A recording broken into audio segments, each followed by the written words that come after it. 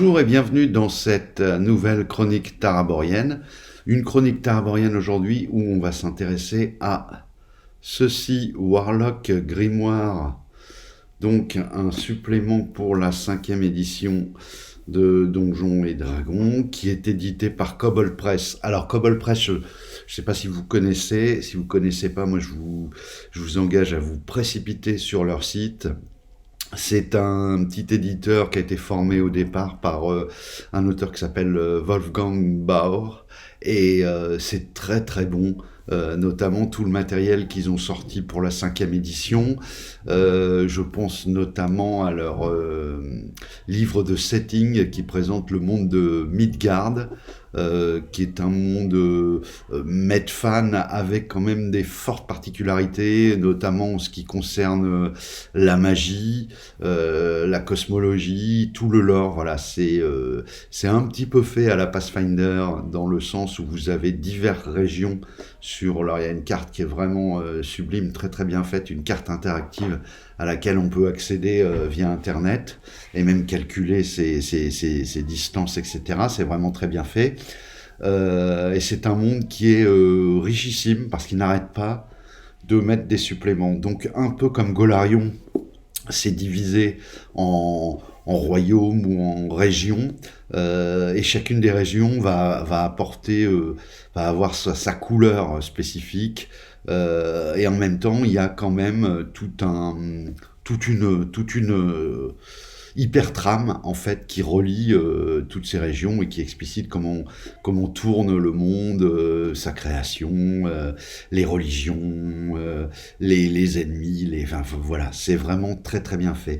Alors là, ils ont sorti, en plus des nombreux scénarios qui sortent, ils ont sorti, d'ailleurs on leur doit aussi, tant que j'y pense, le fameux Tome of Beast, Creature Codex, qui sont des manuels de monstres très très intéressants, outrageusement maquillés pour passer pour un supplément de Héros et Dragons, alors qu'en réalité c'est des créatures qui sont vraiment adaptées et dans la couleur du monde de Midgard. Voilà, des monstres très intéressants à jouer avec pas mal de petits twists sur des capacités spéciales, des choses comme ça. Je vous le conseille également. Là, qu'est-ce que c'est ? En fait, au départ, régulièrement, ils éditent des petits fascicules qui sont en fait des compléments de lore sur des petites thématiques très courtes. Hein. C'est des petits articles qui font 3-4 pages. Et là, ils ont été regroupés.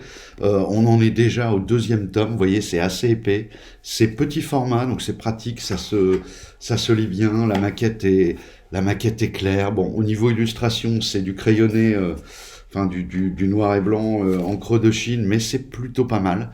Il y en a quand même. Vous voyez, vous avez même des plans, des choses comme ça.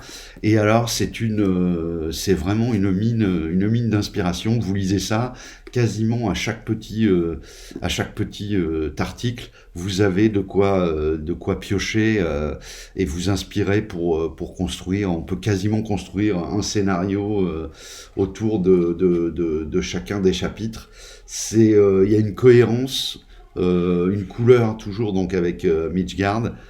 Qui est vraiment très très bonne. Moi j'ai attaqué celui-ci la semaine dernière. J'avoue que j'ai du mal à m'en décoller pour me dire là, allez, je vais lire un petit peu autre chose, parce qu'à chaque fois on tourne la page, on finit le petit chapitre et on a envie de lire le suivant. Dans le titre, vous avez à chaque fois des titres assez évocateurs, Recollection of the River Court, Legacy of the Unhinged Gardeners, Yek Demon, etc., Necrotic Tick. Voilà. De temps en temps, il y a des créatures, donc des créatures nouvelles également, avec les stat blocks, tout ce qui va bien. Mais c'est surtout quand même, c'est pas du clé en main. C'est vraiment quelque chose que vous allez lire pour vous inspirer, voilà. Et ça fonctionne de ce point de vue-là. C'est un supplément à leurs settings qui est terrible parce qu'il est encore plus dans le détail, dans la couleur. C'est écrit à plusieurs mains. Hein. Il y a Wolfgang Bauer, il y a Jeff Grubb, Brandon Hodge, Robert Fairbanks, Chris Harris, Richard Green. Enfin voilà, il y en a plein. Sarah Madsen, Beck McFarlane, Sean Mervyn. Et du coup, ce qui est assez fort, c'est qu'en fait, il y a quand même une unité. Quand vous lisez le truc, bah, ça vient vraiment vous chercher pour aller jouer dans leur monde. Et c'est très rafraîchissant, surtout si ça fait déjà un petit moment que vous patrouillez de long en large sur la côte des Épées. Hein, qui est le seul entre guillemets supplément officiel pour l'instant chez Wizard, même si vous avez dans des choses encore plus zoomées dans certaines campagnes. Bon, là on a quelque chose. Alors ça passe du coq à l'âne. Faut aimer le genre. Hein, faut aimer être capable de lire un article qui va vous traiter d'un démon des terres du Sud, et puis un autre article qui va vous parler d'une faction qui est plutôt présente dans les terres du Nord-Ouest, etc. Mais c'est très bon. Il y a un deuxième tome hein, que je vais m'empresser de commander. Cobble Press avait également sorti tout un attirail de livres très intéressants sur notamment le world building. Euh, il y en a un autre sur le fait de designer des aventures. Voilà, il y a une réflexion. On sent que le kobold en chef, comme il l'appelle là-bas, Wolfgang, il est vraiment baigné dans baigné dans le sujet. Il sait faire. Moi, je trouve que c'est plutôt de bon goût. Il y a plutôt un ton. C'est à la fois sérieux, cohérent, et en même temps, il y a des petits clins d'œil, des traits d'humour voilà, qui font que ce monde, il est vraiment plaisant. Alors peut-être un jour sera-t-il traduit. Moi, je pense que ça pourrait intéresser beaucoup de joueurs français. Voilà, d'autant que pour le moment, même si Wizard a annoncé des nouveaux suppléments concernant des settings, bon ben, je crois qu'on sait d'ailleurs, hein, c'est Dragonlance qui va sortir. Bon, Dragonlance, c'est quand même très très typé. Je suis pas sûr que ça convienne non plus à tout le monde. Et puis, c'est quand même un certain type de récit qu'on peut faire jouer dans Dragonlance. Ça se prête pas forcément à tout. Ici, avec Midgard et avec les suppléments Cobble Press, vous allez vraiment pouvoir aller piocher dans ce que vous voulez. Si vous voulez faire une mini-campagne de type horrifique, vous avez une région qui est plus ou moins tenue par des vampires qui... alors, c'est sûr, vous allez me dire, ils ont rien inventé. Ça fait étrangement penser à Ravenloft, voilà. Mais c'est quand même très très bien fait, très original. Et encore une fois, très exotique par les noms, les cultures, etc. Et très très cohérent. Donc c'est l'outil idéal pour le qui va permettre en fait à un maître de jeu de continuer à être créatif, à inventer ses propres histoires, etc. avec du matériel. Ce qui n'est pas le cas des campagnes Wizard où en fait bah, l'histoire elle est là, elle est posée. Vous pouvez éventuellement, vous devez même si vous voulez que la campagne se passe bien, il y a un travail de relecture, peut-être approfondir certaines choses, etc. Mais en tout cas c'est posé. Eux, ils partent d'un principe un peu différent, c'est que vous avez ils vous donnent du settings. Alors, ils publient également des aventures qui sont... alors là, c'est disparate. Bon, de toute façon, c'est toujours le problème avec les aventures publiées, quel que soit voilà, soit vous allez accrocher avec la proposition d'aventure, ça va vous sembler intéressant pour la table à laquelle vous jouez, soit ça va pas vous parler.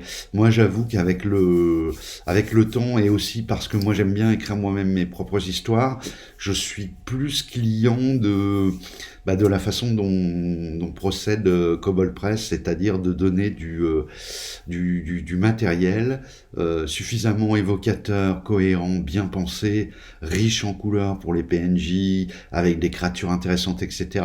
Et laisser un petit peu le maître de jeu construire lui-même ses récits, ses histoires. Voilà. Moi, c'est ce qui m'intéresse personnellement en tant que maître de jeu, c'est de m'emparer des éléments et de réfléchir moi sur la façon de les présenter, la façon de monter les intrigues. Donc Cobble Press, vous pouvez y aller les yeux fermés, c'est vraiment très bon.